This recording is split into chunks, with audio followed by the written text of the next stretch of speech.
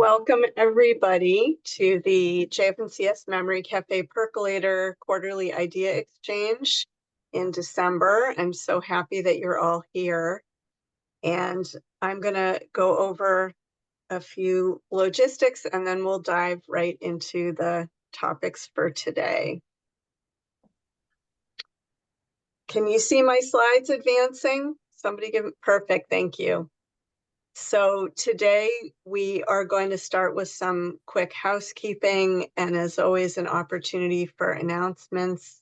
And then we have two presentations. First, we're going to hear from the Pima Council on Aging team from Arizona, sharing about their network of 7 memory cafes and how they got those started.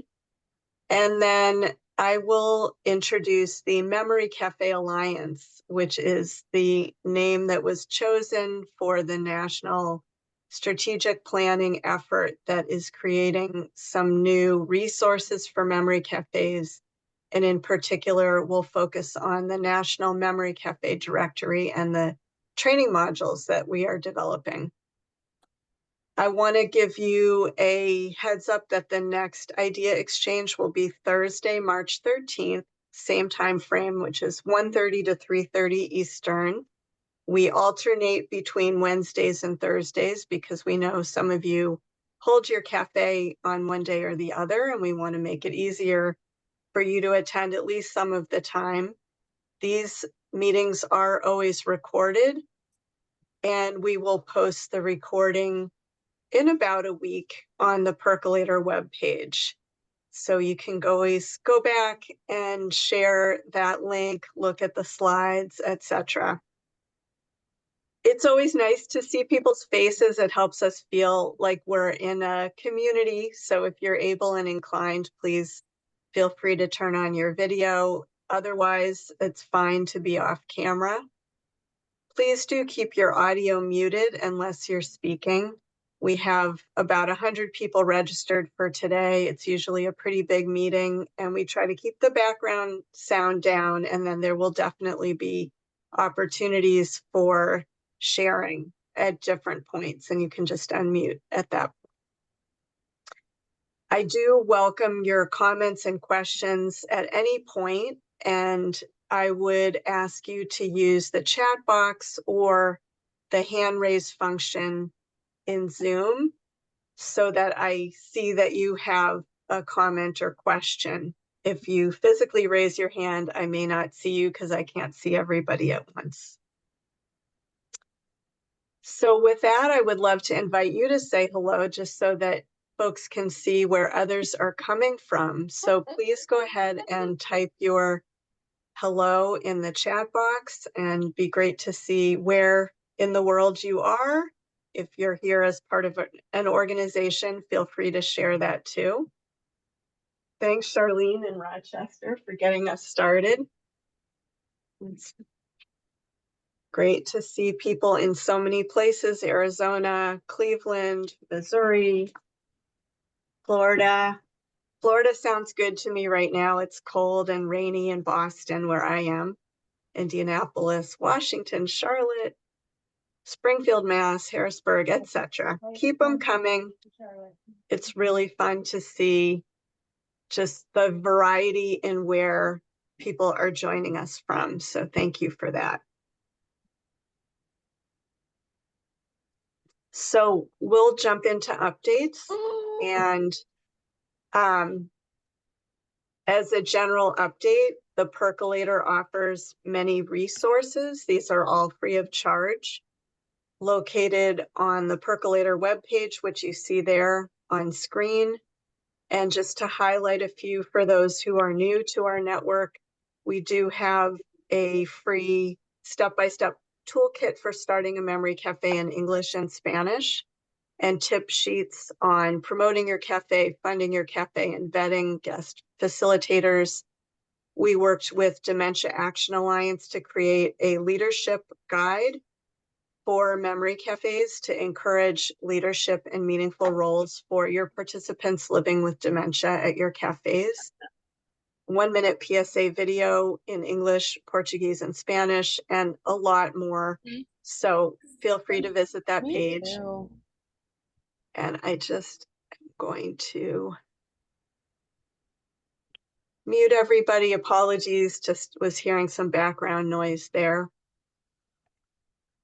So one other reminder is that I do send out the What's Percolating e-news every month, and I love to share links from your cafes. So if you are able to get a story in the media about your cafe, whether it's a newspaper article, a video, a podcast, whatever it is, and would like to share that, please email it to me and I'll put it in the upcoming What's Percolating. And sometimes people will have just announcements of the upcoming meeting date and so forth. So that's not what we're looking for, but something that's more, has more content and will be a role model for others who are involved in this process of getting the word out through the media. It's really helpful to see the successes that cafes have in spreading the word in this way. So now we have a few minutes for your updates, and this is a time for you to share anything that's brief and focused on ideas or resources of interest to memory cafes. We will also have time at the end of today's meeting for more discussion and sharing. But I want to just invite Jane to come off mute and share the announcement that you had contacted me about, if you'd like to. Oh, thank you, Beth. My project is Rough Rider Books, and it's about making a book page a month and doing a craft while also reading a story. We're just starting in library settings, but I'm offering, if you guys want to try our little craft and a song to go with it, which is to the tune of Rudolph the Red-Nosed Reindeer, but it's Charlie the Teacup Chihuahua.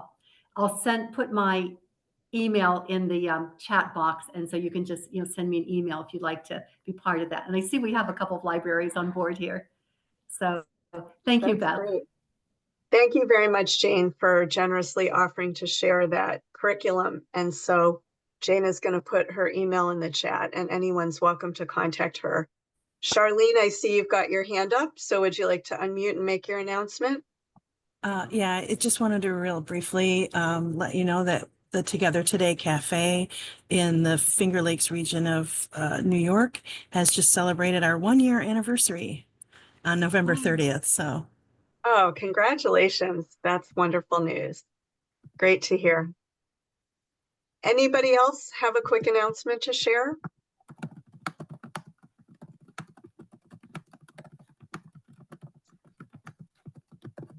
And I'm not hearing anybody, so we will move on. So at this time, I would love to invite Harbhajan Khalsa, David Torres, and Nicole Thomas to join us off, so you can come off mute. And I'm going to stop sharing my screen and let Harbhajan share. And they are going to talk with us about the cafes run by the Pima Council on Aging. Wonderful. Thank you so much. Thank you so much, Beth. Good day to everybody. I was going to say good morning. In Tucson, it's still morning for us. I know we've got folks from all over.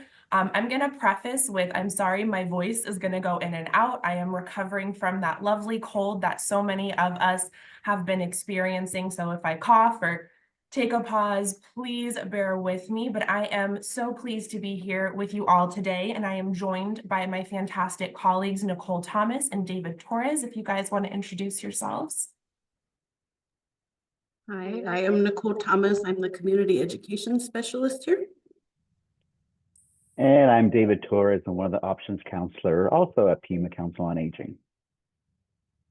Wonderful. Thank you. So we're going to go ahead and get started. And as Beth was saying, we do have time at the end for questions. So please feel free and save them till then. If you put anything in the chat, I won't see that until the end, but we have plenty of time for questions.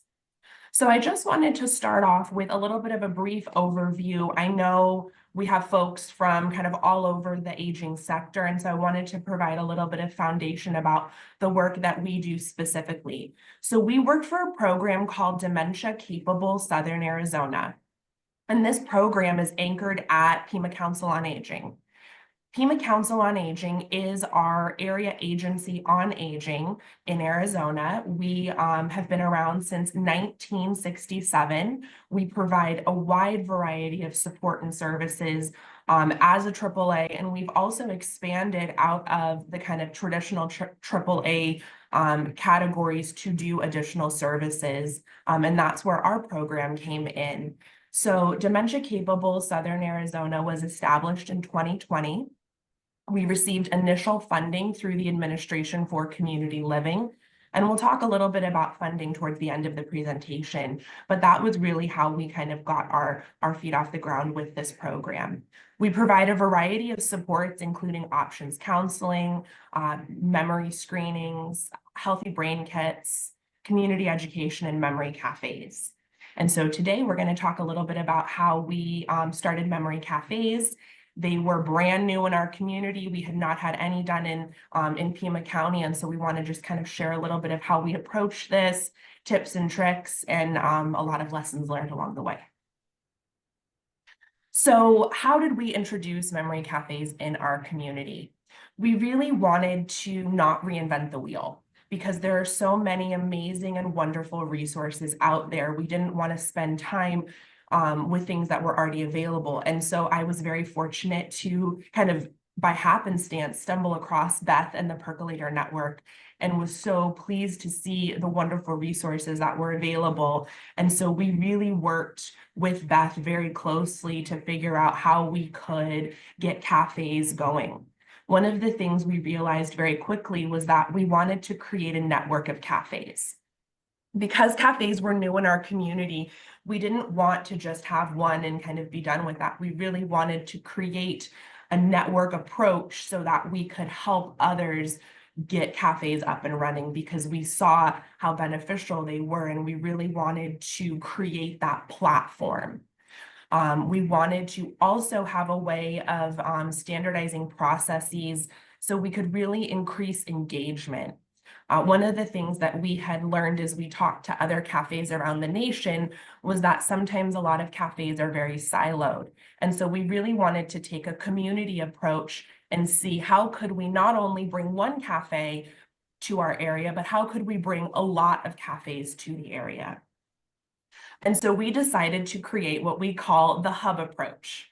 And so this is an approach that has been ever evolving over the last 4 years. What started in 2020 is not what we have today. And so what we're going to talk about is really kind of what we have today. And so with the hub approach, excuse me, with the hub approach, we take many of these facets here, and we'll talk about most of those over this presentation.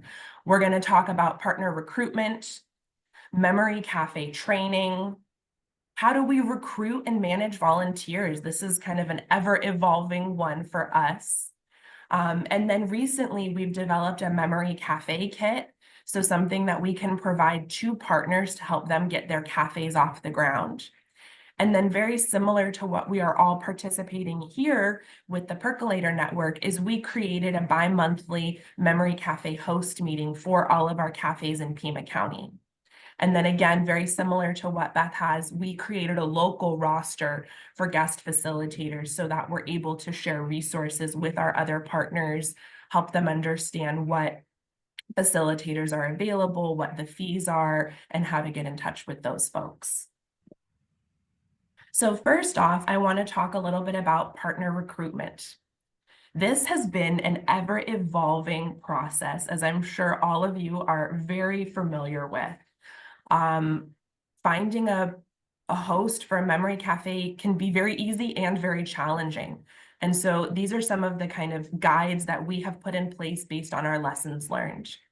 This is a long-term relationship. Our goal is that these cafes are long-term and self-sufficient. And so we want to find a partner and a host that is willing to make the commitment, not just for 1 year, but ideally forever, or as long as they're able to run the cafe. Do they share a vision and a commitment to the work? What is their capacity? We understand that it is a lot of work up front to run a cafe. And there are those challenges that can come up with staffing and with costs. And so we want to make sure that while they may have the passion to do it, do they have the staffing, the volunteers, the time to be able to commit to that? What is their current footprint or reach in the community? Are they already engaged in older adult services? Are they already providing dementia support services? Or is this something that they're looking to get into? Who is serving the folks that we want to reach? And would they be willing to commit to our kind of hub approach model? And so we take all of these questions as we look at different partners. And we've approached partners and they've been really interested. And then when we start to go down the kind of the needs that we're going to have of them, some partners have said, yes, we're all in, let's do it right now. Other partners have said, this sounds wonderful, we're not the right partner for you. And others have said, yes, but not now. And so I think casting that wide net for us has been very helpful, because then we've been able to bring on partners kind of consistently over time so that we have consistent new cafes coming up. And so that's kind of the approach that we've taken for partner recruitment. Up next, Nicole is going to talk a little bit about volunteer recruitment and training. All right. So with the volunteer recruitment, we've tried a few different things, and I'll kind of go through some of those. We try to take kind of a centralized, standardized approach to finding volunteers who are a good match. Then we do a training. I do an 1.5-hour training, and I'll go a little bit more into the training in a second and what that entails. And then there's additional independent training videos that we just have them watch on their own from the Alzheimer's Association website. Some of the ways to find volunteers, and I'll kind of talk about what we've done, and then things that we've thought of that didn't quite work for us. The volunteer match has been fairly successful. Local schools, we're lucky enough to have the University of Arizona very close proximity to here. So that is, we've gotten several volunteers that are university students, organization, people who are just interested in volunteering. Our volunteer coordinator for PCOA will kind of point them our direction sometimes. And then the partners that we're partnering with, sometimes will kind of have their own built-in volunteers, and sometimes they'll want to volunteer with different places. We've had one volunteer who's been really, really consistent, named Linda, and she comes to almost every cafe since she started. And she's someone whose husband had Alzheimer's, and she went through this process. He passed away several years ago, and this is something that she has really enjoyed as a way to kind of give back and share her experiences with other people who are currently going through that.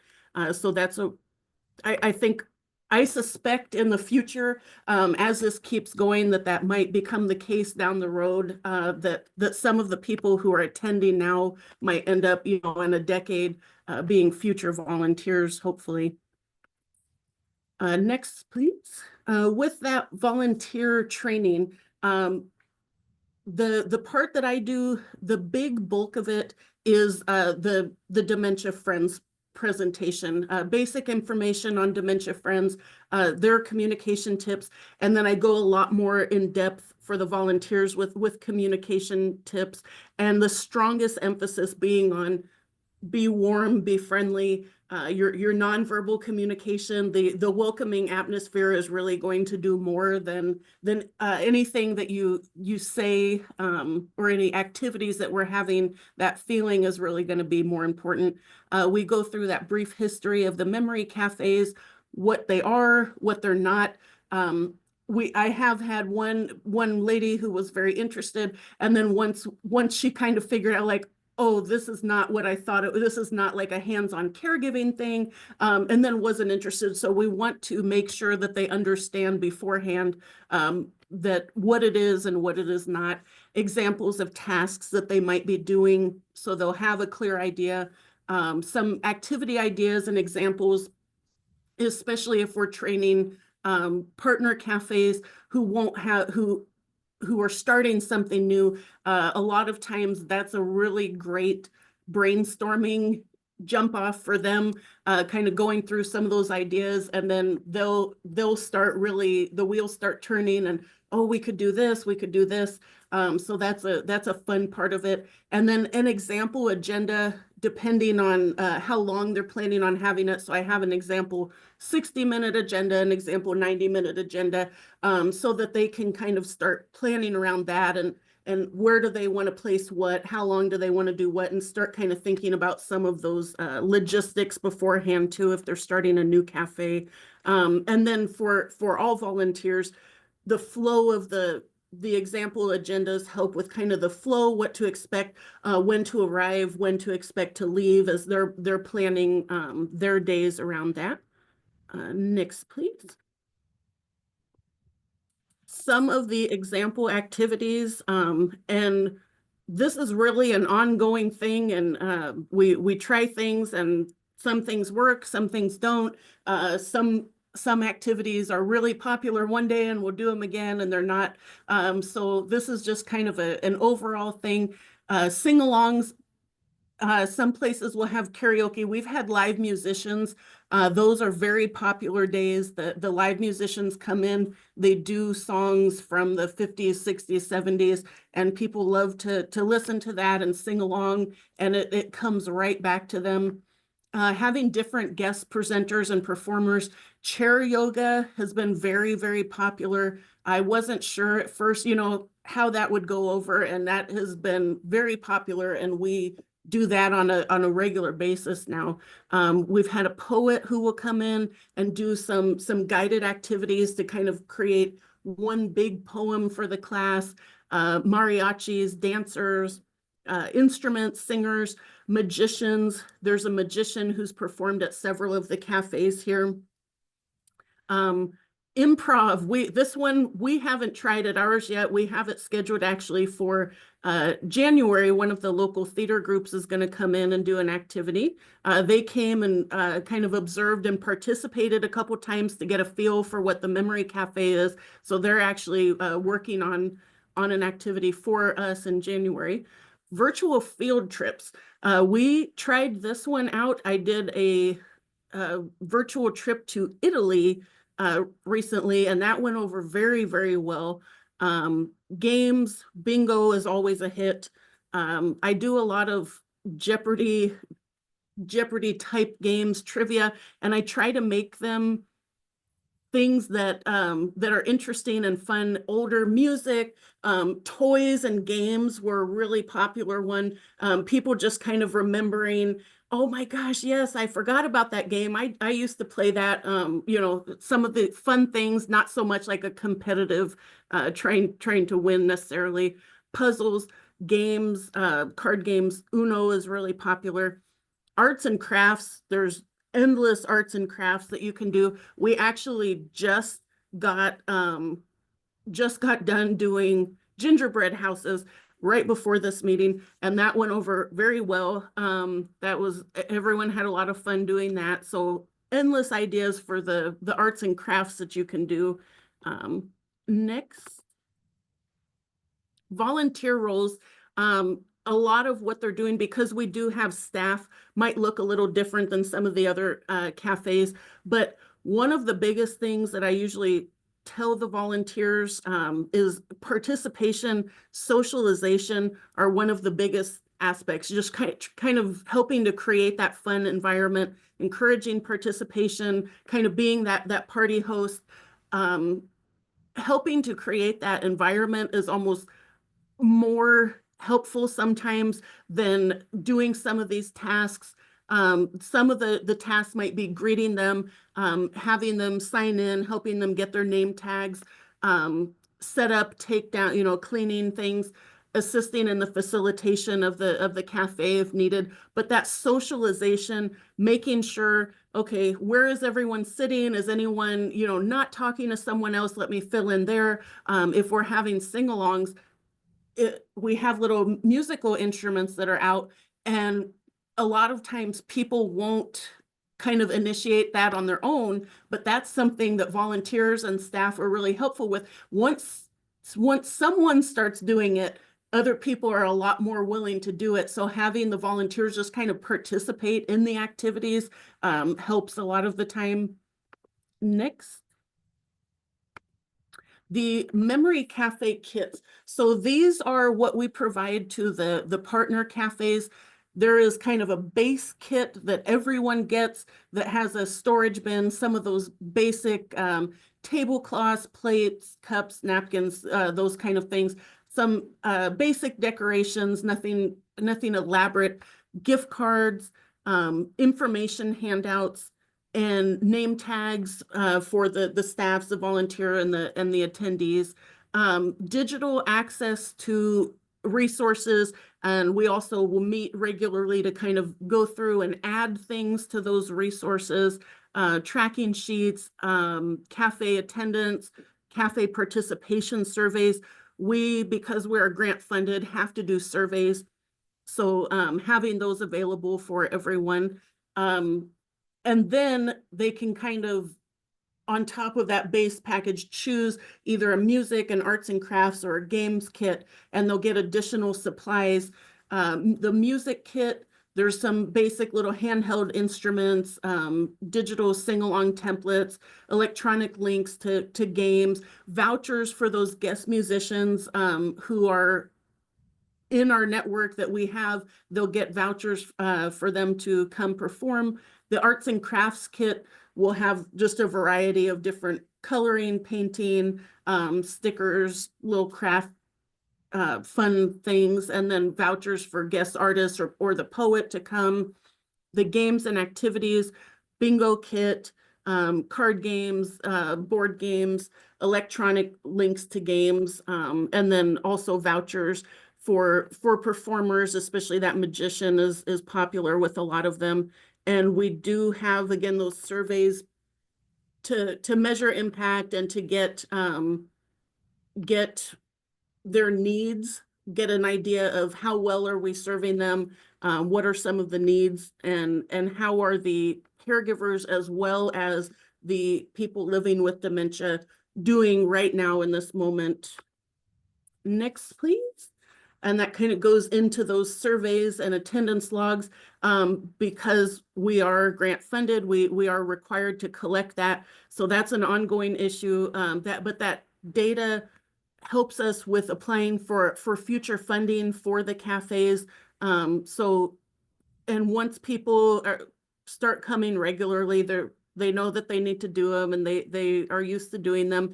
And then we have surveys a couple times a year that are just done about activities, interests, which activities are you enjoying? Which ones are you not enjoying? Which ones would you like to see? Who are some, what are things that you're interested in? Do you have an example of the surveys that we use? Yeah, we can do that, and we'll answer all of the questions in the chat at the end. Thank you. Yeah, just so that we can make sure that people are actually having fun. A lot of the times we will think, oh, this is wonderful, but we want to actually know that other people think that it went over as well. I think we all learn that sometimes our perception of how great or bad something was, is not accurate, and we'll hear, I'll be like, oh, I don't know if they enjoyed this, and then we'll get feedback that, oh my gosh, we loved this, please do it again. So having that actually asking versus just kind of relying on your own perception is really helpful. And I'm going to pass it off to David now. So initially when we started, we used that wonderful 16-minute PSA video from the Percolator Network to assist with the promotion of our cafes. And then as we grew, of course, we had some funding available, and we created our own local PSA video because we felt, of course, that was important to promote our own cafes with our own voices and faces. So if we can show our little video, please. You got it. Living with dementia can often lead to feelings of isolation, but there's a supportive community waiting to connect with you. Memory cafes are a hub bringing together individuals affected by dementia along with their loved ones and caregivers. My husband was diagnosed with dementia during COVID. We were really isolated those years. We started going to memory cafes, and it was so refreshing to be around people in our situation who just got it. At memory cafes, you'll experience creative sessions with artists, musicians, poets, and dancers. They bring these songs from the 60s and the 50s. They don't even need to look at the lyrics. They know all those songs. They sang them every single day. It's also a space to just unwind and chat with others. I get in a happy mood. We especially enjoy the games, and it's fun to see his competitive side come out again. Memory cafes are free, hosted monthly at multiple locations across Pima County. To learn more, visit these websites and find a memory cafe. So that's part of one example of our outreach. And then specifically in my professional background, I have quite a bit of years working with the IDDD community, special needs community. And so because of that, we have a small group from a local agency that participates. Of course, they bring a different and exuberant energy to our cafes. So next, please. So now that we've gone through the key facets of the hub approach, let's talk about a little bit of how we initially launched the cafes, what we do now to work with our new partners. So we started the planning cafes back in 2021 to launch them in 2022. We had one cafe virtually and then one in person at the time. We chose to launch the in-person cafe with a local agency in a different city called Green Valley, and that agency is called La Posada Center. It basically is a 55 plus community. They have built-in audience for a memory cafe. So again, it's a senior living community, and we felt launching that cafe through their community center would be a good way to introduce the cafes to that particular community. And then for the virtual cafe, after a few months, it became clear that it was not quite what the community wanted. They wanted more in person. Of course, this was the time of COVID, but it just, again, we wanted more in-person stuff. And so that particular partner was not able to adjust to host an in-person cafe. So we pivoted and decided to run our cafe with staff, including myself and Nicole and other Pima Council on Aging staff. And then, of course, in addition to that particular outreach, we reached out to Senior Pride, which is a local agency that serves the LGBTQI plus older adults. They didn't have space to host their own cafes, so with their assistance and with ours, of course, so our space, we launched the Cafe at the Katy.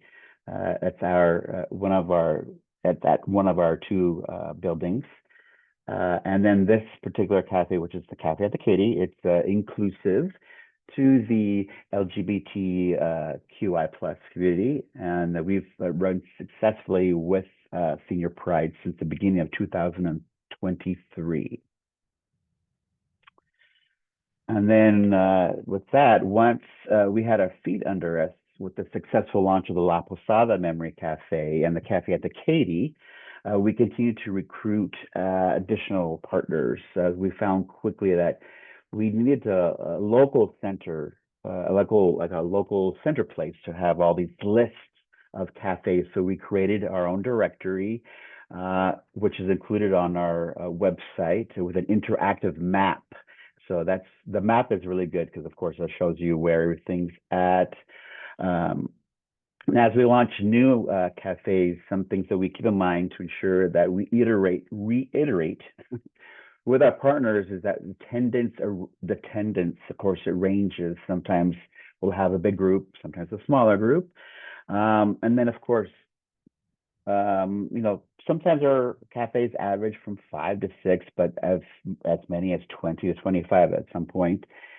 And then another thing that to keep in mind is here, it's basically a retirement community. So we have a lot of influx of our, snowbirds. So our older population surges through the fall and winter, and then it drops off in the spring and summer. So we try to encourage new cafes in the start of the fall. And of course, we have a range of activities, a range of times for these activities.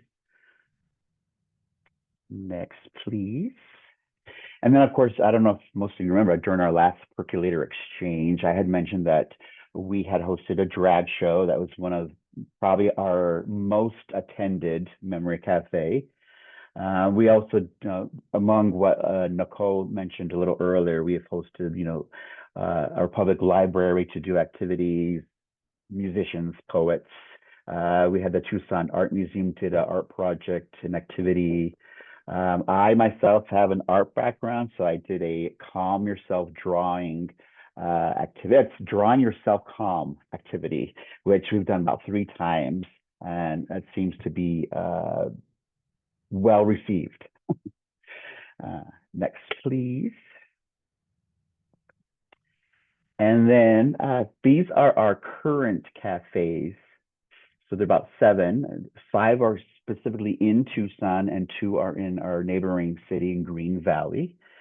And in 2025, we plan to launch at least 2 more memory cafes, and this one's specific to our Spanish language community. It will be either in a bilingual cafe or a monolingual cafe.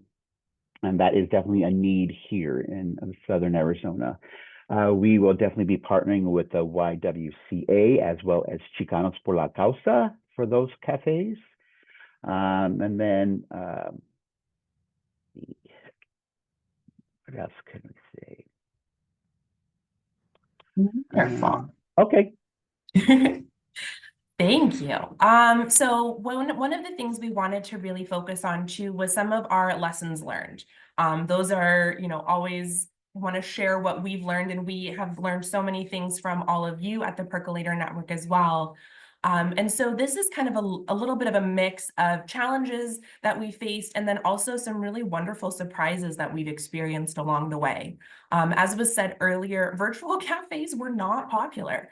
I think part of the big thing for us with the virtual cafe was at the point that we had launched it, it was kind of towards the end. Don't want to say end, but towards the end part of COVID where things were going back in person. And so there was that itch to get in person. One of the biggest challenges we faced and continue to face is survey fatigue. As Nicole mentioned, we are grant funded, and so we have to do surveys. And the challenge that we have is, we do not have the same folks attending every cafe time and time again. We might have John and Jane come in March, don't come again until August. And so because of that, we have to do surveys at each cafe. And for those folks that come every month, it is very cumbersome, and we do get a lot of grumblings around it. And we have, standard language. We say, we understand your concern. We're grant funded. One of the things that we just did actually last month was we split up our surveys. So we have to collect demographic information and then impact. And what we ended up doing is we created an initial survey that's 2 pages and there's a survey for the caregiver and for the individual. And the initial survey has all the demographic information with the kind of impact outcome questions. Then we created a second survey that doesn't have any of the demographic information, and it's just the impact questions. So it's only 1 page. And so our hope with that is that at least eliminates some of the survey fatigue. We cannot get rid of it altogether. We need to do this so we can continue to offer these wonderful cafes. But that is probably the biggest grumbling that we get in our cafes. Some of the really wonderful successes we've had have been, we had this fantastic gratitude activity that Nicole put together. Nicole, do you want to talk about that really quick? Yeah, so this was a group that I found every so often. I'll just kind of look around and see, ideas for activities. And I found a volunteer group called the Gratitude Crew who just come around and do gratitude activities, especially in assisted living facilities. And I said, hey, would you be willing to come and try this and, see how it works with the Memory Cafe? And the lady came one of the days, and that was another one where I'm like, we'll see how this goes. And, maybe people like it, maybe it won't. And people, they loved it. They loved it so much. And can we have her come back regularly? So she is actually going to be coming once a month, starting next year. So it went over really well. Yeah, and just to add to that, the cafe we had that week, that coming weekend was the annual Alzheimer's walk. And so I ran into a couple that's very active, and they go around to all of the activities. And at the end of the gratitude activity, everyone received a little sticker that said, like, I've been gratituded, or it's a very cute phrase. And I ran into them at the Alzheimer's walk, and the husband was still wearing his sticker. And so it was just such a sweet thing. Like Nicole said, we really kind of leaned into this. Let's try it and see. If it doesn't work, it doesn't work. And there have been so many activities that I personally was like, I don't know if this is going to go over well. And every time I have been wrong. And so we've just really leaned into that. Let's try it and see. Of course, we have had some disruptions. I will say we've been very fortunate, and we haven't had a lot of those. The one that comes to mind, and so as David mentioned, we run an inclusive LGBTQ cafe that's for the entire community. It's for the LGBTQ community, as well as it's open to everybody. But we really make an emphasis to make it a warm and welcoming space. We have name tags with pronouns. We have the pride flag. We have staff from Senior Pride there as well. We did have a couple come for the first, it was actually a family come for the first time. They had seen it advertised somewhere. And we were doing an activity that day from the library, had come to do an activity where folks were coloring in different pride flags. And it was an education about what are the different types of flags and what do they mean. And the daughter finally put it together what this type of cafe was. And she goes, and I could see it because I was standing in the back, and I saw it, and she goes, oh, we're not here for, and I walked right over and I said, ma'am, it doesn't seem like this is the right cafe for you. Can I walk you guys out and get you a cookie on the way? And I just escorted her out and provided her with another list, and they didn't come back. But it was one of those where that's why it's so important to have enough staff and volunteers, so that you can see those situations and work to de-escalate them quickly, so that it does not become an issue for the other staff and for the other clients. So we've been very fortunate. That was kind of the main disruption that we've had in our cafes. We've had really wonderful experiences.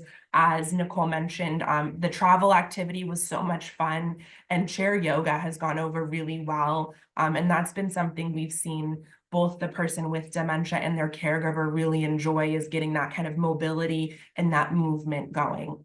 So we've had wonderful lessons learned, and we're really looking forward to more in 2025.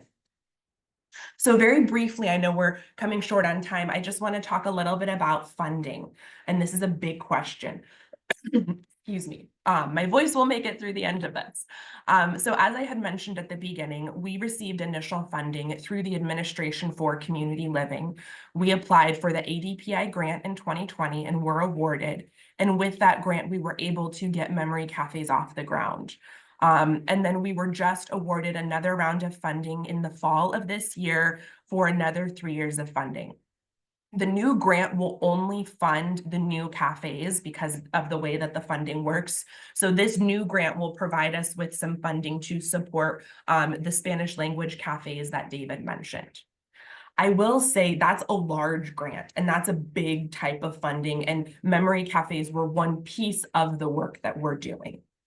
The thing that I have found to be the most helpful for specifically cafes only, we have applied and been awarded funding through our local community reinvestment grants. So we've applied for funding through our local health insurance plans. So currently we're wrapping up a grant with Blue Cross Blue Shield, and we just finished a grant mid-year with Mercy Care.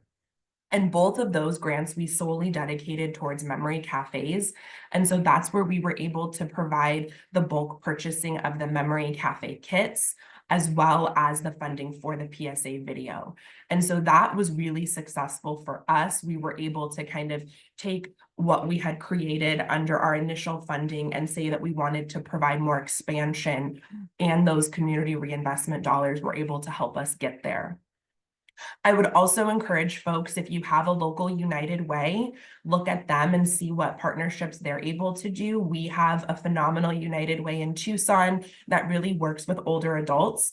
And they've been able to help us do a lot of outreach and support, as well as marketing and kind of expanding our message. And then lastly on that, I know Beth has talked a lot, and there's a lot of information on the Percolator website about sponsorships. Don't forget about your local utility companies. Excuse me. Our local utility companies are always looking for ways that they can expand their reach. And so we've been able to get $10,000 in funding through Tucson Electric Power. And that was able to help us provide additional support to get our cafe at the Katy more marketing and outreach. So there's a lot of really wonderful ways that you can look for sustainability and funding out there. And then finally, I just wanted to share a little bit of some of our outcomes. I mean, all of you who have done cafes know how wonderful it is. I always encourage new staff that join our agency. I say, if you're having a tough day, if you're having a tough week and kind of trying to figure out why am I in this field? Why am I doing this work? Go to a cafe. It fills your cup. It does. Every time I go to a cafe, it brings chills. It makes me happy. It makes me realize this is why I'm in this field. This is why I do the work that I do, because it really makes an impact and it's fun. And you get to kind of forget about your work. We let clients know you can forget about your diagnosis, and the outcomes that we've seen, other than what we know, but what we've been able to demonstrate with our surveys, is that we have seen a significant reduction in social isolation, increased quality of life, both for the person with dementia and for their caregiver, an increase in feeling of a support system, and an improved mood. And with that, we would like to say thank you so much for sharing space with us. I'm going to stop sharing my screen and we will open it up to questions. And I know there's quite a bit in the chat as well. This is fantastic. Thank you so much, Harbhajan and David and Nicole. What a great presentation. And I'm not surprised there are a lot of questions for you. I'm happy to go through and pose the questions if that would help. And then any of the three of you could answer. So there's a couple of, okay, sure. There's a couple questions about the surveys. Do you have an example of the survey or surveys? And there's interest in the annual versus the ongoing surveys. So are those— We can share those. Yeah, Yeah. I'll share those with you. Yeah, I'll share those with you, Beth, so that you can email them out. We have the ones every month, as you had mentioned, and then Nicole has the survey that the kind of interest survey that we've done. So we'll get those sent out so folks can see kind of what we're doing. That's great. So if it's okay, what I can do is post them along with the slides on the Percolator page, along with the recording. That'll be in about a week. Thank you for that. And Donna is asking about the guest vouchers for guest performers. So I think you explained that. Is that part of the bulk purchasing grant? Yes, yeah. So what we did was we, when we had the funding through Mercy Care, is we had reached out to some of the folks that we had gotten on our roster and we had found to be kind of popular. And so we asked if we could bulk purchase, 6 vouchers from them. And so that's what we were able to do with that funding. I will say we do have a few volunteers as well. So not everything that we do is expensive.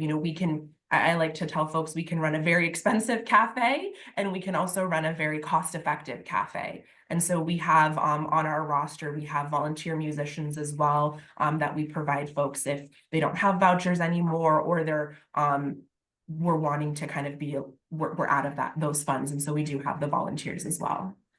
That's so great. There's interest in knowing a little bit more about the gratitude activity. And then also if you can give us any kind of understanding of what it was that people love about the activities that they loved, if there are any sort of underlying factors that bubbled up. Nicole, do you want to take that? Yeah, the gratitude activity wasn't anything even hands-on, was really just a discussion. And we had the tables were like in kind of a U shape, and a lot of the time she'll do it in like a circle, but we had, you know, our setup in kind of a U shape, and just kind of went around, and she had prompts of, you know, what is one thing you're thankful for or grateful for, or what are 3 things that you're grateful for, and would just kind of go around and everyone would answer. Then she'd have another prompt. And a lot of the time she will do themes.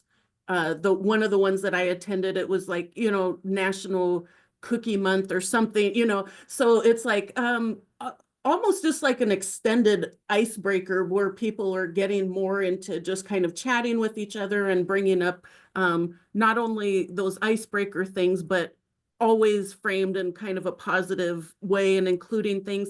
And then it will end with what is one hope for the day? I think, you know, what is your hope for the day? What is or one good thing that you're going to take with you today, or something like that. And I think people really especially enjoyed that part. That's wonderful. And I love that those prompts are sort of in keeping with the concept of beautiful questions where people can respond either Yes. from imagination or from memory. So it's very Yeah, very inclusive. much. Mhm. And I think for all of us, when we talk about things we're grateful for, it helps us, you know, feel emotionally in our bodies that feeling of gratitude, and to reframe how our day feels, to focus on what's positive. So that's wonderful. Nicole, are there any overall factors that you would say apply to the activities that people tend to love? The more interaction, the better. Which most of the activities, you know, tend to have some element of that already, you know. But things that are, you know, either hands-on or everyone is involved and everyone, and those positive things, you know, positive, seeing something new or seeing something that you remember. Oh my gosh, I remember playing hopscotch. Did you ever play hopscotch? And kind of get them going. I don't know if there's one, because some of them are so different. The chair yoga, obviously what they like about that isn't necessarily the same, but the more kind of interactive everyone is involved to some extent, the more that you can kind of differentiate you know, not everyone has to be on the same level, the better. That's really helpful. Thank you, Nicole. So highly interactive, engaging, inclusive, and positive are some of the words that I heard you say. There's another comment here about the surveys and the tendency to be grumpy. And I heard Harbhajan say that you divided them into 2 so that you now have one survey that collects all the demographics, and then you don't have to have people fill that again. So that makes sense. So that's responding to the comment in the chat. Gail is asking, how long and what time of day are your cafes? The majority of our cafes are an hour. We have one partner, AARP Arizona, and their cafe is 90 minutes. We say an hour, but understanding that there's about a 15-minute buffer on each end. Folks sometimes come early or we start late, and then folks we like to leave enough room. So the cafe itself will run for an hour, and then we add in, you know, 15 minutes on each end so that there's a little bit of buffer time. We have found that the time of day for our area that works the best is between 10 and 1. That seems to kind of be the sweet spot, ending no later than 2. That typically that time tends to work best for most of our folks. And then I see there's a question too about food and drink. Yes, we do provide food and drink. We learned very quickly. Again, we started during COVID, and so we couldn't provide snacks and beverages at the beginning, and I cannot tell you how many complaints we received about that. And so we were very grateful once we could provide coffee and beverages. We are actually working right now to see, that's something on my 2025 list, is there a local vendor, baker, somebody like that that would like to donate. I know Beth has suggested that a lot in the past, and I haven't put energy into that, but that's my goal for this coming year. Is I'd love to find a local vendor sponsor so that we can have a little bit of assistance there. But we do provide coffee and just a small assortment of snacks. We've been asked to not provide as many sugary snacks, and so we've been working to find a balance. A lot of our participants have other health issues, and so we have been trying to find that balance of a few sweet items and then some fresh fruit or vegetables, and then non-sugary items, granola, trail mix, things like that, so that we're not hopping everybody up on sugar and then sending them on their way. Makes sense. And do you expect that people will attend multiple cafes? Do you have them sort of scheduled at different times, or is it pretty much like people go to one, they pick the one? We try to do that. That's it. As we're growing, it's becoming a little bit challenging just because of the partner themselves may not have that flexibility. But we try to have, we let them know, okay, so we've already got 3 cafes on Tuesday. If you're really wanting to get a better start, we would suggest maybe going on Wednesday. There is a small cohort of folks that go from activity to activity, whether that's with us or the Alzheimer's Association. We have a few folks that kind of hop between all of the different activities. So we do let new partners know that from our experience, and we do try and have a little bit of diversity around the days and times so that folks can go from cafe to cafe, because for some people that socialization and connection is just so vital to them having more fulfillment and more social engagement, and it really gives the caregiver kind of a little bit of a break, and it's just so much fun. I've seen so many great interactions. Thank you. That's all great to hear. Anne Marie is asking, can you share your cafe schedule, which is a bit of a longer question, and maybe Nicole, maybe at some point after this presentation's done, if you could maybe just put in the chat, just sort of what are the things that happen? I can send like the slide, because I think they might be asking about the like example agendas that I give to in the training. So I could send like the example agendas, and it definitely fluctuates, and it's like some places have a piano, so they're going to spend, they want to spend half the time playing songs, and so it's just kind of a starting ground, but I can share those. That would be wonderful. Thank you. And your generosity, your whole team, in sharing what you've learned, both as being the regional hub and sharing with us, is just magnificent. We really appreciate that. I think 2 more questions. So let's see if we can address those. So Kim is also someone who holds a cafe at a senior center, and sometimes folks come in alone, their loved ones are at home. Do you find that too? So this could be the person living with dementia attending alone, or the care partner attending alone, both of which come up. Do you have any kind of policy around that? Is that something that you find happens? We don't have any specific policy around that. I would say 90 to 95% of the folks that come as a couple. It is either husband, spouses together, or parents and children. With the exception of the folks that come from Easter Seals, our IDD folks, they're part of a day program, and so they come with the staff who are acting as their caregivers. We do have, every once in a while, we had a gentleman who was early diagnosed with dementia, and he did come alone for quite some time, and he was more than welcome. You do not have to bring a care partner. We have also had caregivers come to evaluate if they think it would be appropriate for their loved one, and we welcome folks to come. We also invite, we've had folks from Phoenix, which is about 2 hours north of where we live, who were interested in running a cafe, and they came down to observe ours. And we also invite any partners who are interested in hosting a cafe. We ask that they attend at least 1 or 2 so that they can get an idea of what it actually is to run a cafe, and give them some different ideas for how it can look at the different cafes that we have. That's great. Thank you. And I will say we did a percolator survey on this a couple of years ago, and about half of the respondents require or in some way have as their policy that people attend with a care partner, and about half had no such policy.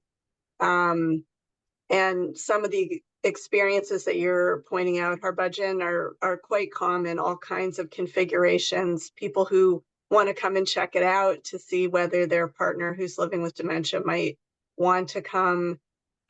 Sometimes a family member who might live at a distance and wants to experience it and then recommend a cafe in a different locality.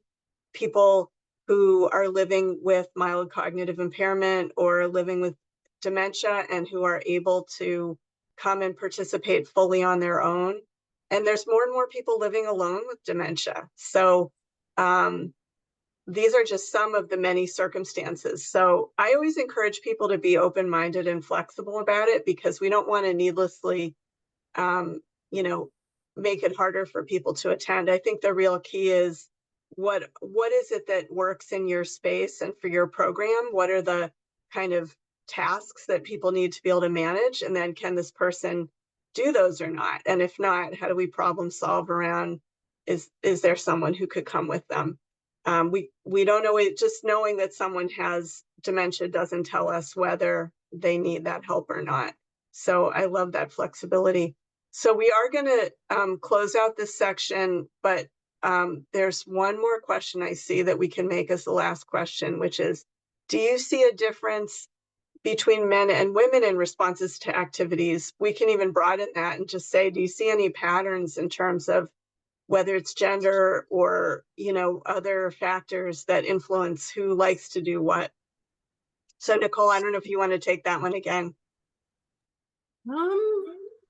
I don't see other than maybe, you know, a little bit more initial interest in the arts and crafts maybe from women, but usually once we get started on activities, everyone is pretty open to doing them and enjoyable. That would be the only one that I really think of, you know. Men at first will, you know, like, whoa, if you want me to, you know, and you just kind of have to frame it in a certain way, and then they enjoy it just as much. I can't really think of too many other patterns that I notice as far as who likes what, and not that I can think of. Thanks, Nicole. David, anything you want to add on that or any of the other questions? No, I was thinking about the patterns. I don't see any patterns myself. Yeah, definitely meant to be a little slower into engaging whatever activity, but other than towards the middle end of the cafe, everyone is participating, definitely. Yeah, thank you for that. I will say at the cafe that I run, we had a couple of sessions about the Red Sox baseball team, and we had participation from a lot of men who hadn't usually come. And, you know, there are also women who love sports, you know, or people who don't identify in such a binary way. So there's, again, in the end, it comes down to individual variation, but I think it is really good to think about who is engaging and who's not, and how can we make our activities more inclusive. And I've always loved this concept that comes from Memories International, which is a group some of you have worked with, from Scotland and from Texas. They work together. They've set up these wonderful programs just as volunteers. And they have this idea about setting a theme and then having sort of different components. Like it might have a little sports history, it might have a little music, it might have a visual art component, so that you can kind of reach a lot of audiences all in one. So I just want to thank Harbhajan and Nicole and David so much. And the questions you got and how engaged everyone is, I think speaks volumes for how helpful your presentation is, and how grateful we all are for the specificity and the generosity of what you've shared. And I'll look forward to receiving those additional materials and posting them.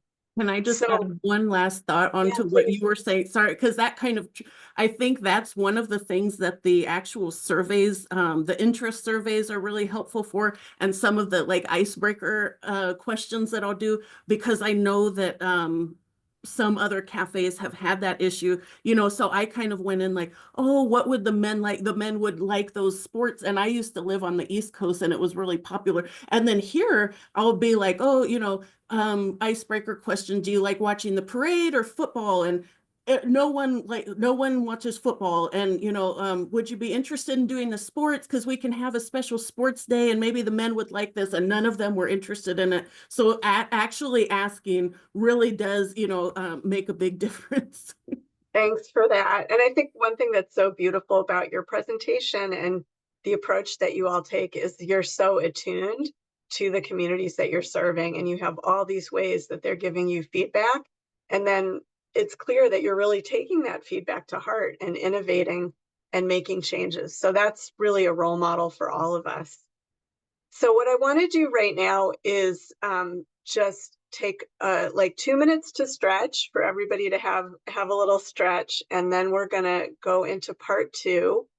I've got a lot queued up for you that I want you to have a chance to explore with me. But first, I'm personally going to stand up and stretch, and I invite you to do the same. Feel free to touch your toes, wiggle the fingers, wiggle the toes, whatever you need to do. I understand, you know, if you need to get up and take a real break, you should just go right ahead. I'm going to plunge right ahead into part two to make sure we have time, but I want you to do what you need to do. 2 hours is a long time on Zoom, so I want everyone to take care of their needs. So with that, the next part of our meeting today is to introduce the Memory Cafe Alliance. Now, some of you know full well what I'm talking about because you've been participating in the idea exchanges over the last year and seen lots of updates from EMC squared, which is the precursor. And for some of you, this may be the first time you're seeing this logo and this name.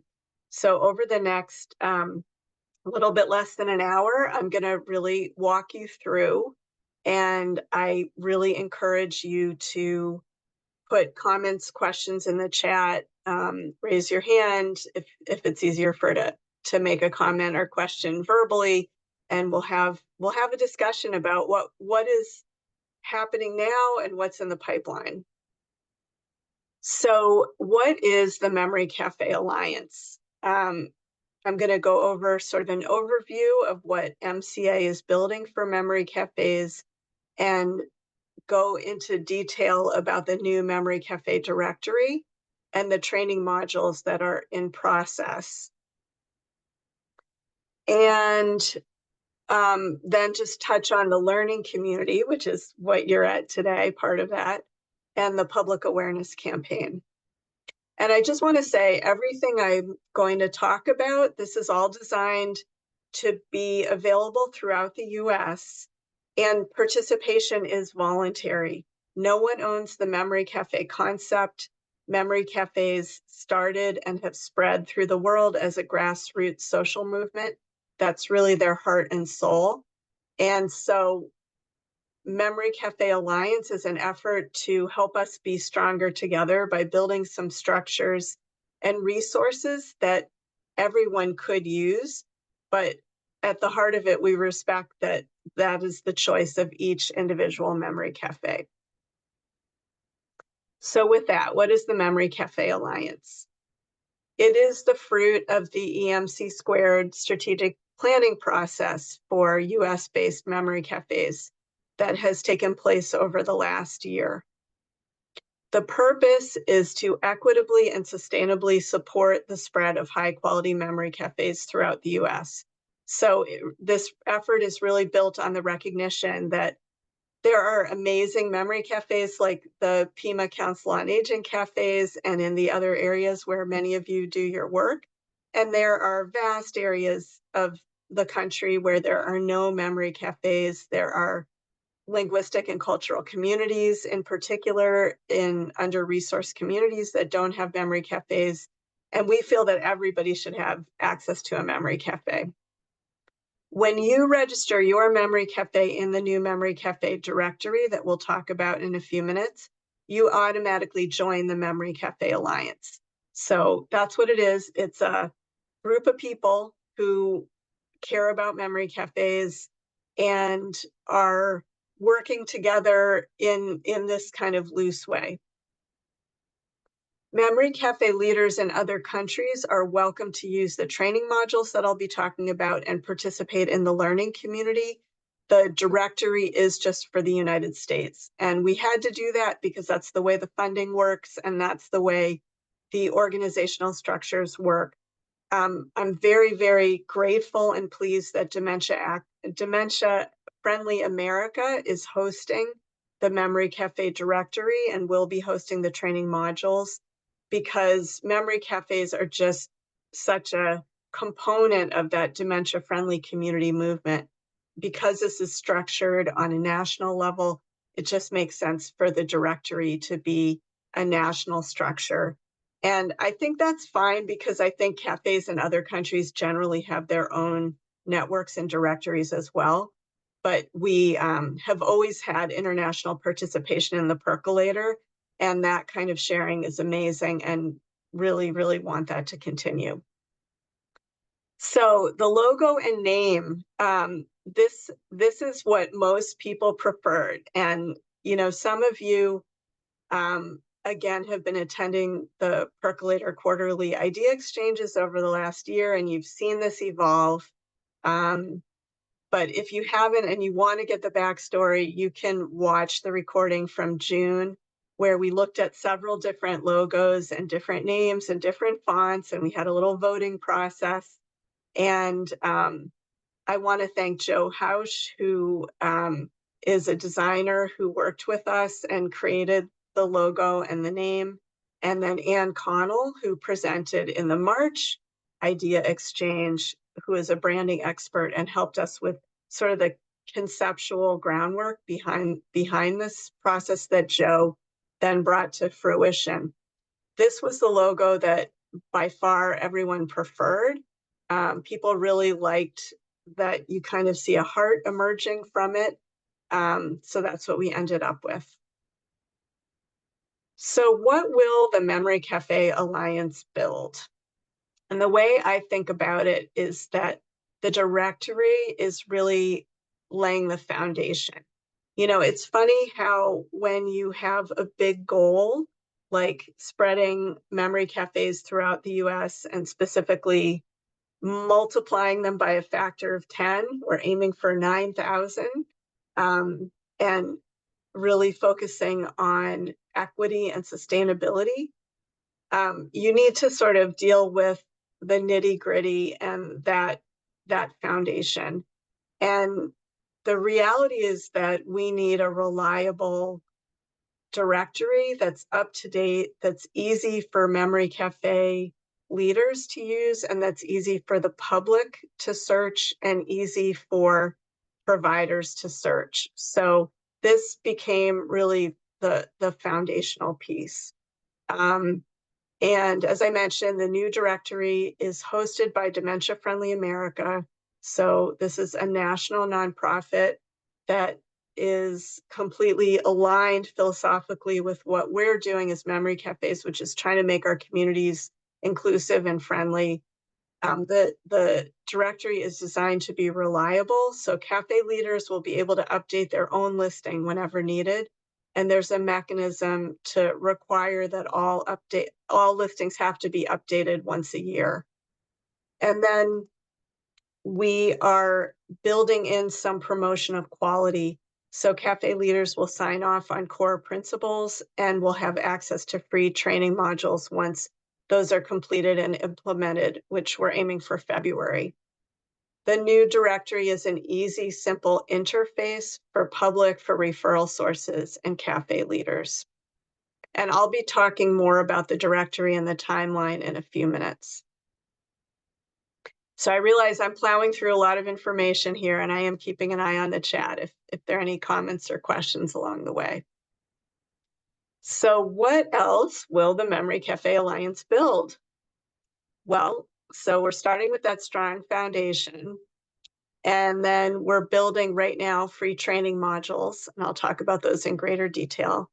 Pathways for training, because we want to have a concept of how we could get to 9,000 cafes.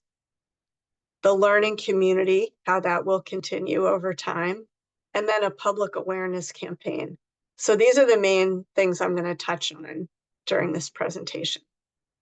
So we're really thinking about a process by which it's easier for people to start cafes. So these happy people are meant to represent you, the people who run cafes, and then that make it easier for people to get to you. So for people to find your cafe. And I want to talk in a little more detail about the Memory Cafe directory. So it is being migrated, I guess is the technical term, right now. That's happening as we speak. It's been happening this week. And as of Monday, I am told it should be available. And you'll be able to access it at memorycafedirectory.com or through Dementia Friendly America's website, which is dfamerica.org. Many of you are familiar with memorycafedirectory.com, and I want to thank Dave Widerick, who single-handedly ran that directory for many years. It's a huge amount of work, and Dave worked with us in this transition. We felt that it was important to keep that URL because a lot of you are familiar with it. A lot of the public's familiar with it. You know, many of you have materials that point people toward that directory. For example, that was in the PSA video that we just saw from the PCOA team. So that URL will still work. And again, this is just for cafes based in the US. Just checking the chat here for any comments or questions. Okay. So again, continued global participation is something we hope for. The Alzheimer's and Memory Cafe movement is global. In fact, they started in Holland. And just to emphasize that the learning community and training modules continue to welcome international participation. So let's just talk about how to register your cafe. Many of you have done this. Thank you, thank you. I've seen there's over 300 cafes in the directory so far that came in during the soft launch period over the last few weeks. But I just want to walk you all through it so that you know what to expect. The steps are to agree to the terms and principles and create your profile, and then to complete something called a knowledge check, which is a way that we can make sure, and you can make sure, that you're sort of aligned with the basics of what a memory cafe is and isn't. And the reason we added this is that because it has been so decentralized and grassroots, there have been some instances of people starting something that they called a memory cafe that really wasn't in keeping with what we all know to be a memory cafe. It happens, you know, and I think that's the downside of having something that's so completely decentralized. So this knowledge check is something that a lot of people in this percolator network weighed in about, and everyone unanimously felt that this was a good idea. So we've implemented this. And then you go into your profile and you can add or update a cafe, and you can do that anytime. If the date that your cafe meets changes, if a staff person leaves and you need to put in a new contact person, you can just do that anytime. And then you can download the MCA logo so that you can add it to your materials if you wish. So just to show you what it looks like, this is what the page is going to look like where you register your cafe. And notice there's an icon you can click on, and there's 8 different languages available.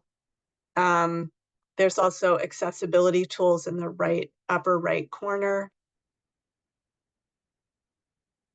And you agree to the terms, which basically stipulate that you agree to keep your listings up to date, that the information you're sharing is accurate, and that you acknowledge that your memory cafe will be for people with changes in memory or thinking, cognitive decline, or dementia. So we're putting a lot of different terms in there to be inclusive, and also for family, friends, or professional care partners, if they have one, that it will meet in an accessible community space, and that participants are not required to have a medical diagnosis. So that's really always been a core philosophical part of memory cafes.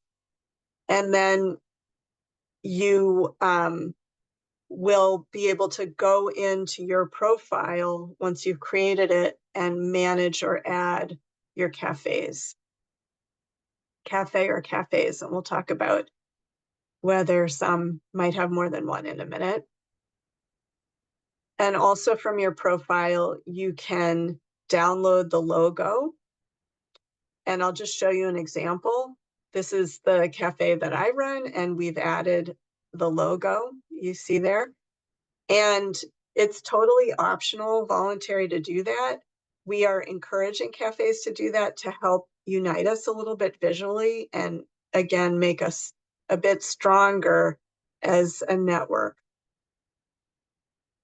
So as I mentioned, some of you run more than one cafe. Some cafes have more than one person. So here's just a little visual of what that can look like. We do want one listing per cafe. So let's imagine here are two people who together run a cafe. I co-run my cafe with my coworker, Jessica. So one of us set up the listing for the cafe. We don't want two separate listings for the same cafe.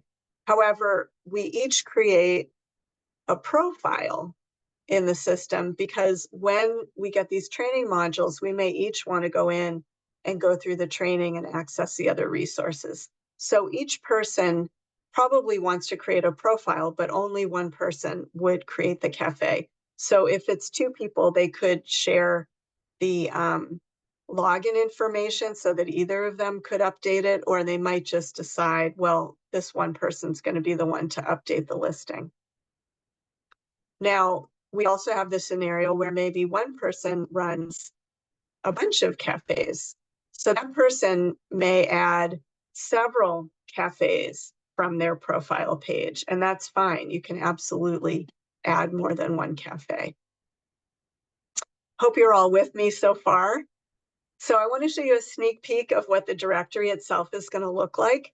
Until it's done migrating, you can't see this live on the website. If you go to memorycafedirectory.com right now, you'll still see the old page.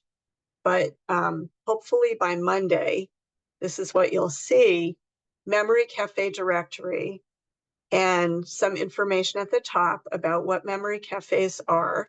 There's also a place that people running memory cafes can click and get to that other section that I showed you, where they can create a profile and register a cafe. Now check this out. So say you're someone who is looking for a memory cafe, and you come here to this directory page, then you can do a search. And I just as an example, did a search in Chicago, and there's this bar up here on top, this blue bar, where you can set the radius that you want to search for. And this is a process I'm sure is very familiar, because a lot of websites work this way. So I set it for a 10-mile radius, and I got these 5 cafes. And you can also see them on the map, which is really nice. And what I absolutely love is what I'm going to show you on the next page. At the bottom of this list is an icon, and you can click and make your list of all the memory cafes. And then you can print it. You can email it. If you're a primary care physician, you want to help somebody find a memory cafe, or a geriatrician or a social worker in a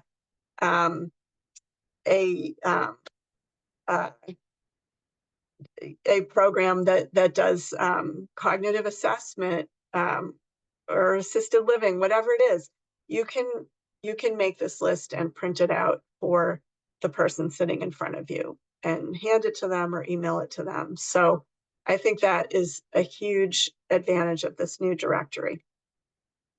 And you can change the size of the font. I made it really small because I just wanted to fit it on the screen, but you can make it bigger. And again, you can print it right there. You can save it. So I love that. So this is an accessible website. It's readily translatable into 8 languages, and it has all these accessibility tools as well. So I think it's something that is going to be a lot easier for people to use, and including people living with dementia, which is really our goal. Any questions or comments about the directory?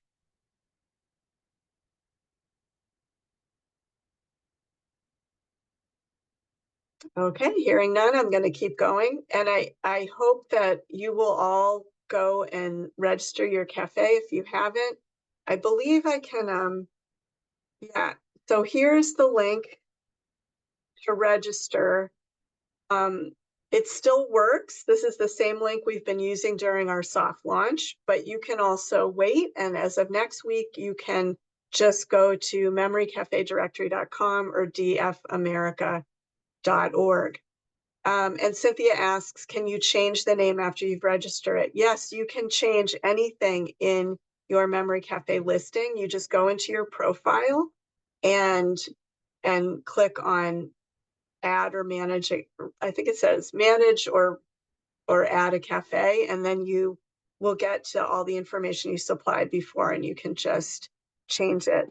And thanks, Judith Susan. I appreciate that. And I want to thank Barb McIntyre, who's the web designer, and Dementia Friendly America, and Sam Goodrich for an unbelievable amount of work to pull this all together. And yes, you can add memory cafes at any time, Lloyd, and you can make changes at any time. Danielle says, oh, so you went to download the logo and you got the error message page not found. Okay. So then I would say wait till Monday. Danielle, I'm sorry for that. I think that must be because it's in the middle of migrating. So it might be easiest for all of you just to wait till next week to do any of these things, because it just so happens this is the week for migrating. It's kind of ironic that our percolator meeting happens to be happening right now. We were sort of hoping we'd get past this, but you know, life intrudes. So I am going to now talk a little bit about the training modules, which are in development, and I'm really excited about them. I think they're going to be useful, and I want to give you a bit of a preview. These are coming in 2025. Our goal is February. And what we did was think about what unites all memory cafes. So what do all people who are helping to run memory cafes need to know? Because we know there is tons of variation from cafe to cafe, and that's as it should be, because cafes respond to their local community. So no two are exactly alike.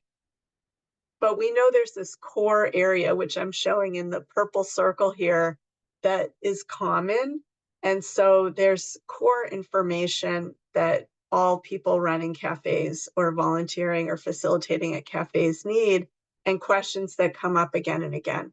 So we boiled this down into 3 modules: one on memory cafe operations, one on dementia and caregiving specifically for the memory cafe context. So there's lots of great material out there on these topics, but we asked, what are the issues that come up in a memory cafe specifically? And then facilitation best practices, again, specifically for memory cafes.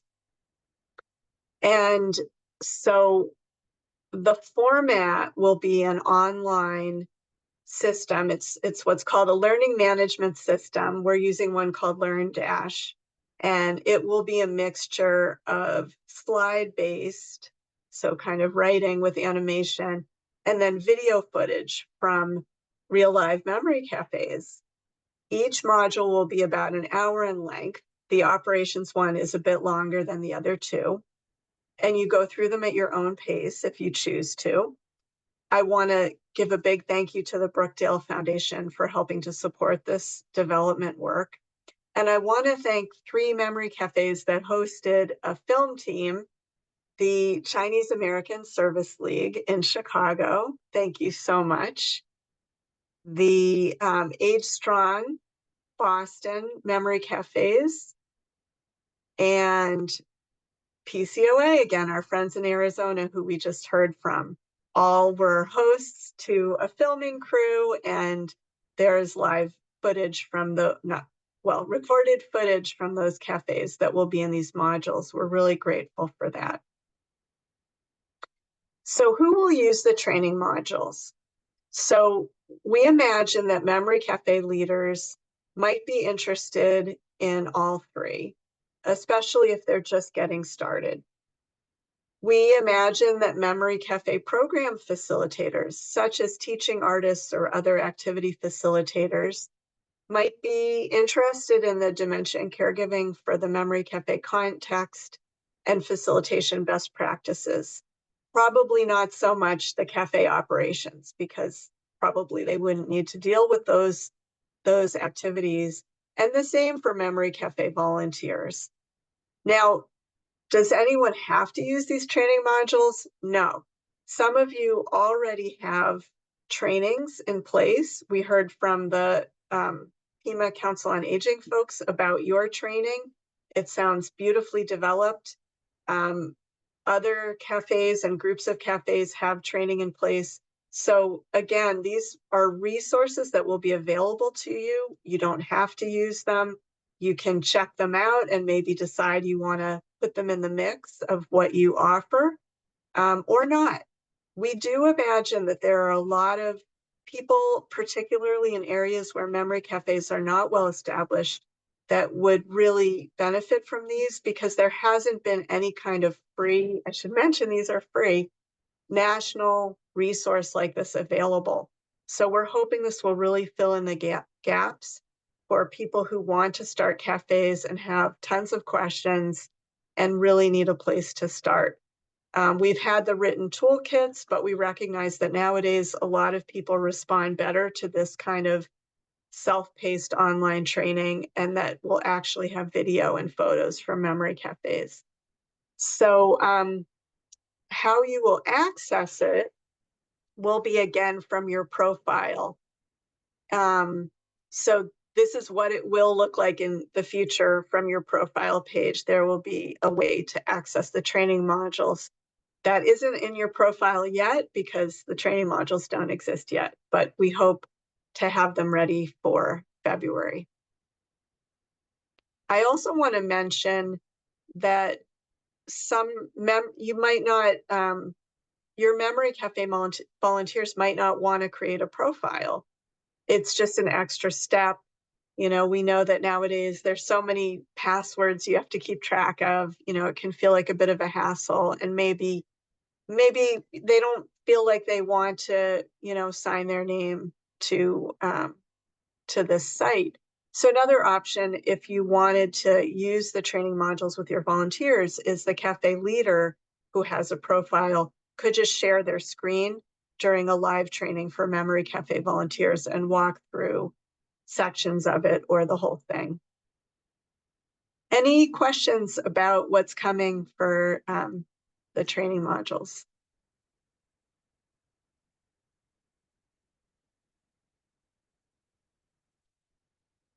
Okay, I'll keep going. So let's talk a little bit about pathways for starting new memory cafes, because keep in mind, we've got this real stretch goal, which is to equitably and sustainably increase the number of cafes in the US to 9,000. So when the EMC squared process started, we estimated that there were about 900 cafes in the US. And so this would be multiplying them by a factor of 10. And so it's a lot. And so we have had to think about how can we possibly get there. And I'm going to walk you through 3 possible pathways for using these resources. And And Judith Susan, thank you so much for the question about whether the training modules will be available in Spanish. So one of the great things about having these online is that there's an auto translate function. So there will be captioning that people can put on in any number of languages, including Spanish. I wish I could show you what that looks like, but we're not quite ready to give previews yet, but that's all being built. And we put in language access, from the beginning. So thank you for that question. So there are three main pathways that I'll introduce you to. The first is the individual self-directed pathway. Then we'll talk about a group self-directed pathway and the cohort pathway. And the reason the individual one's in bold is that's the one that kind of already exists, and the other two we're in the process of building. But what we considered with each of these is how to reach under-resourced communities. So important because nowadays, many communities have little or no access to memory cafes, and these are often cultural, linguistic, geographic communities that have higher risks of dementia. And how to continue nourishing the grassroots, because that's where memory cafes come from. How to engage new sectors. How do we feasibly get to the 9,000? How to fund the administrative backbone. So Dementia Friendly America is an amazing organization that has a small staff, and they're doing so many things. And we have to make sure that their work to keep the directory up and the training modules and other resources up can be sustained. And then your feedback about training preferences. So in November, we did a survey and 156 people responded. And this is what you told us. There was a preference for learning with a cohort. 72% preferred that. And then the next highest was self-guided at 38%. So we're mindful of this. Just looking at the chat, in case literacy levels are varied with a group of volunteers. Yeah, I think there are so many levels to accessibility, Judith Susan, so I really appreciate that. There's literacy in the specific context, there's translation or interpretation. And I know that all of that is being taken into account by people who are experts in this learning management system process, which I am not. So I don't feel like I can give you a more concrete answer right now, except to say that we've had that as on right at the top of our list from the beginning. And the sort of technical people understand how to do that. So more to come on that. So let's just talk about the individual pathway for a minute. This is really, how most of you started your cafe, either as an individual or an individual organization that learned about memory cafes. You were interested in doing this, you figured it out and started your cafe. So the difference now would be that if you want to register on the new national directory, you agree to those principles that I showed you a minute ago, which you can automatically change to 8 different languages. You complete that form to create your profile. And then you do that. Either you can go through the training modules or you can jump right to the knowledge check. We know that for some of you, you've been running cafes for years and you don't necessarily want to go through the modules. We want you to see that they're there and available to you. But at any point, you can jump to the knowledge check. Again, that's been vetted by focus groups of Percolator participants, and everybody liked it. So it's not burdensome. You can retake it as many times as you need to. And the purpose is really to have a way of saying, this is what a memory cafe is. This is the core of a memory cafe, and make sure that people are on board with that. So then you create an account, it's listed in the directory, and you can sign in and update it anytime. And I just want to say how momentous that is, because the system we've had right now is that only the person running the directory could update it. And it's unbelievably, it's impossible. So JFNCS has been running a directory just for Massachusetts, and it is so much work and it's never current enough. So I am happy to say that when the new directory is up and running, our Massachusetts directory is going to end. And I think it's really better to have one really robust directory like that. Now, the Pima Council on Aging folks shared that they have a directory for their network. And I think for a really local network like that, where all the cafes work together and you really can keep it up to date, that's great. It's a really nice resource for your local community. But I think for a bigger area, you know, we've tried it with Massachusetts, and I have to say, it's just a huge amount of resources and never as current as we'd like. So this one directory where you can log in anytime and update it, I think is going to be a big step forward. So that's the individual user pathway. And the group one is also something that's already been happening. You know, I would say the Pima Council on Aging example is a great example of it, where you have one hub organization that then provides training and support to get other cafes going. Another example might be sector-based. So we've seen that a lot with library systems, for example. And so what we're suggesting is that once the training modules are available, you can sort of think of those as part of your portfolio of resources. If you don't have a training at all, but you are an experienced memory cafe leader and you see the potential to create a group of cafes, either in a geographic area, in a cultural or linguistic area, or a sector, you could use those training modules and then hold some live meetings to wrap around them.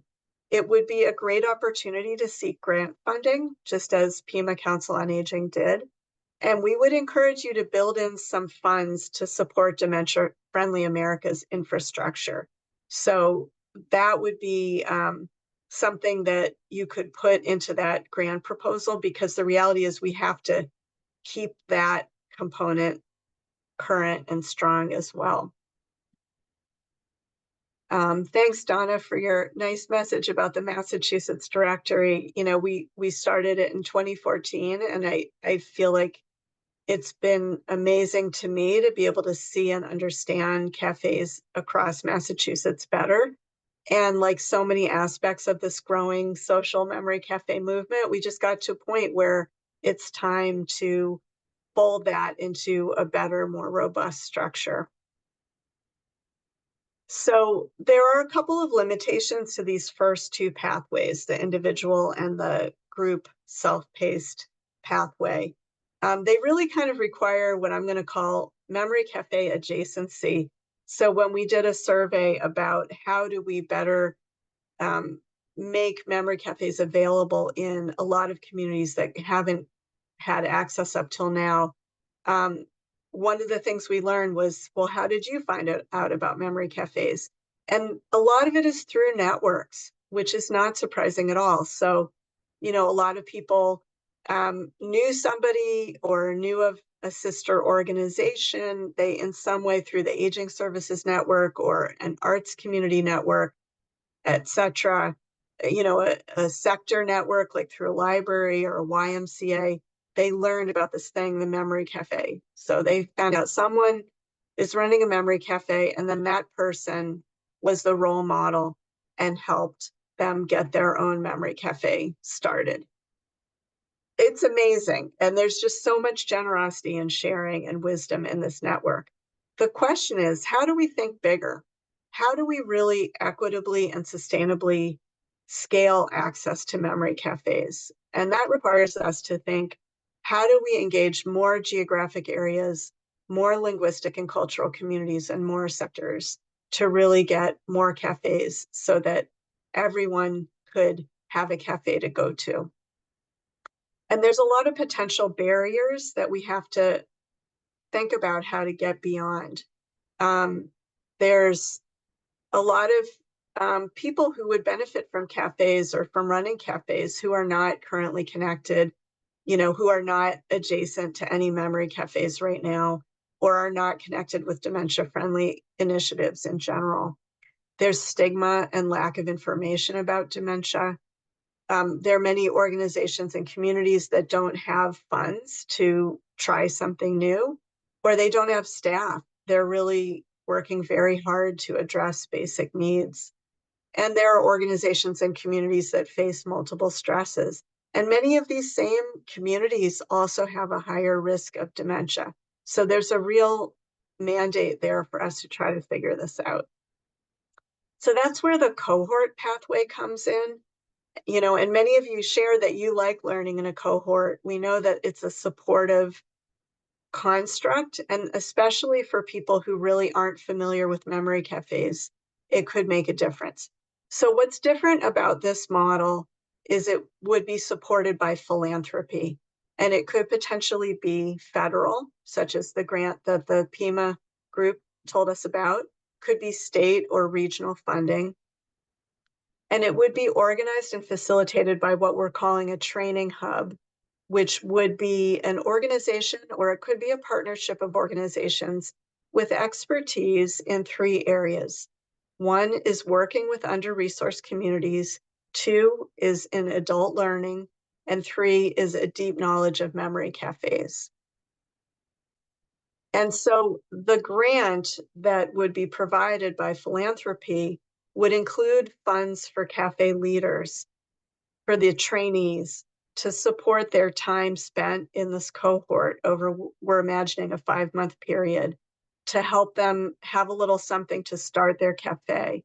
The funds would also support the training hub and the Dementia Friendly America infrastructure. It's not an exorbitant amount of money. It's just, we conceptualize about $15,000 per cafe. And so potentially you could imagine a funder agreeing, we'll support a cohort of cafes, 10 or 15 cafes. And so the concept again would be live meetings wrapping around the self-paced training modules, 1 meeting a month for 5 months. And there's a curriculum that we're sort of mapping out for that.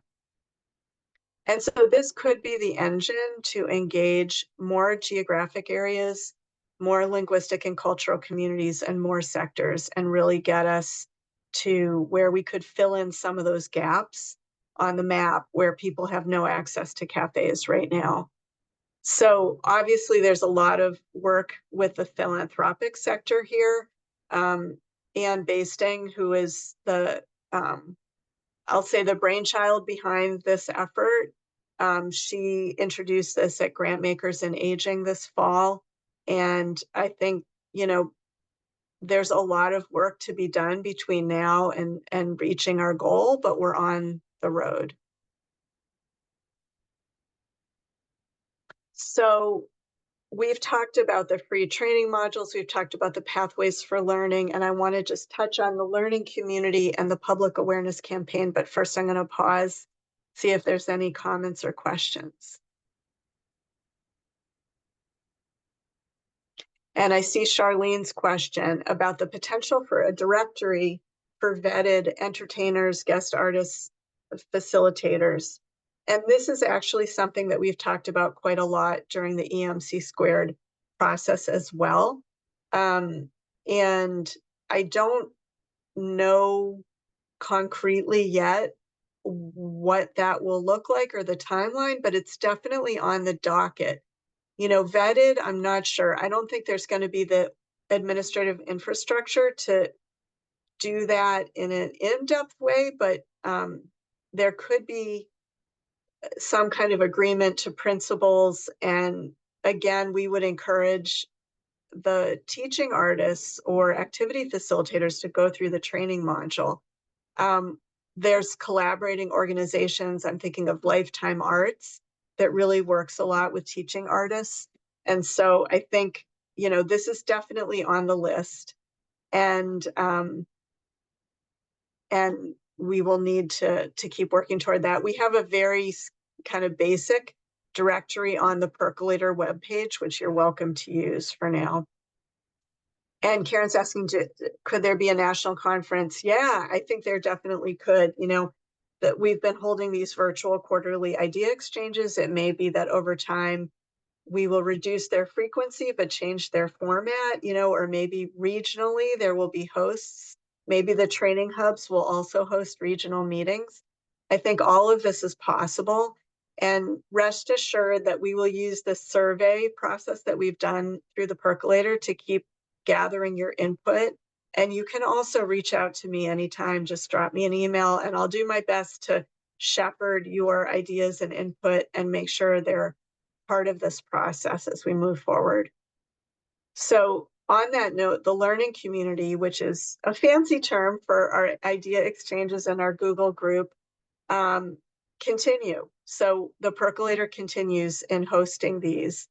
The toolkit and other resources are still available for download. We are integrating the information into the training modules and really updating it as well. We do anticipate some kind of evolution of the learning community as the new resources come online. We can't quite predict. This is going to be an organic process. But, you know, maybe 2 years from now, we won't need a quarterly Zoom. Maybe it'll be twice a year, or maybe it'll move into these regional structures. Just again, want to encourage Memory Cafe people anywhere in the world to continue participating, because the kind of sharing we've done over the past decade plus is just amazing, and it enriches all of us. The last piece I want to touch on is the public awareness campaign. And I'm guessing I really don't need to sell all of you on the need for that, because it's so clear that we struggle to get the word out about our memory cafes. But I'm going to be concrete and just bring up a few statistics. So in that November 2023 survey, only 4% of respondents said that most of the public health and social care providers in their area were aware of memory cafes. So that's really, really low. And in June, our survey focused on under-resourced communities. And there again, the lack of familiarity with the memory cafe model was identified as a major obstacle. AARP also did some focus groups a couple months ago through their Brain Health Resource Center. And these showed lack of familiarity with memory cafes as well. So most respondents assumed that these were physical places like restaurants, and that their goal would be to help strengthen memory, you know, to do memory training. There really wasn't a concept of what most memory cafes are. And then lastly, Percolator participants have consistently identified outreach and attendance as their single most pressing challenge over the past decade in all of our surveys. So it's just clear that there's a lot to be gained by getting the word out. And again, this is where that foundation of the directory is so critical, because we have to have a place to tell people to go, and we have to be confident that the directory will be up to date. And, you know, for people who want to start a cafe, we have to be confident that they can learn how to do that. So our target is probably this coming summer, once the Memory Cafe directory and the training modules are really firmly established, because there's always some, you know, troubleshooting that goes on as things are getting established in place. So the resources that we anticipate creating are public service announcement videos and tools for specific audiences. So for people living with cognitive changes and care partners, for prescribers or providers, for potential memory cafe leaders. And we also are looking at social media options and creating templates that we can engage all of you in, you know, any of you who uses social media, that you could use this template and put it on your platforms as well. And we're currently exploring options with potential partners. I think the time is really ripe for this also, because we're in a time where there's a bit of more openness in the medical community about thinking about community organizations and what they offer. You know, we have the guide model through Center for Medicare and Medicaid Services. We have social prescribing gaining a foothold in some communities. So again, we want to have this really robust directory and system where people can find us and easily share cafes with people who could benefit. I want to just end by pointing out some ways that each of you can really be part of this process. And the first is to please register your memory cafe in the new directory. And I apologize that right now as we speak, it's in transition. So I would say starting next week, go to memorycafedirectory.com or Dementia Friendly America and register your cafe if you haven't done so already. If there's any kind of technical glitch, I will put the word out through the Percolator Google group and in the next What's Percolating. I don't anticipate that, but I know these things can happen. So I'm going to just put on that tiny caveat there. And then next, please download and add the Memory Cafe Alliance logo to your materials. Again, it's totally optional, but we encourage it just to have a way that we can be linked visually to one another. Encourage members of the public and providers to visit the directory. Let them know how easy it is to use and that they can actually print out a list of memory cafes. After February, encourage prospective memory cafe leaders to utilize the training modules. Again, it's totally optional, but we want people to know that this resource exists. And stay tuned about how to participate in the public awareness campaign. Lastly, please keep the feedback coming because this is very much a two-way street. We need to make sure that what we're doing is what you need and that we haven't forgotten anything or anybody. We are seeking philanthropy partners. We keep finding resources to implement pieces of this plan as we go. And so if any of you works with philanthropists who are interested in supporting something on a national level to help establish and maintain the directory, to develop these training pathways further, to develop the training hubs and the cohort model, please, would love it if you could match make.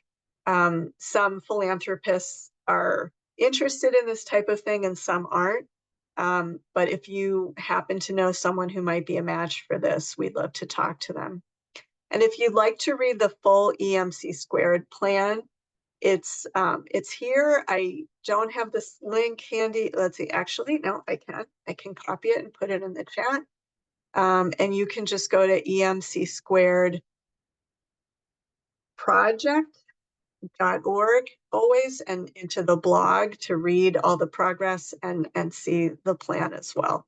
And I just want to huge thanks to Mods Ventures, Brookdale Foundation, the EMC Squared Leads, the EMC Squared Alliance members and expert consultants who met with us each month for 12 months, Dementia Friendly America, Dave Weiderich, Lifetime Arts, the Alliance again, and all of you who took part in Percolator focus groups and review teams, and everyone who attended these meetings and responded to surveys. You've all been part of this process that's gotten us to where we are now. So we're laying the foundation and the construction continues. Just a reminder that next Percolator ID Exchange is Thursday, March 13th. I'll be sending information. And now I will stop sharing and see if anyone has comments or questions in our last few minutes.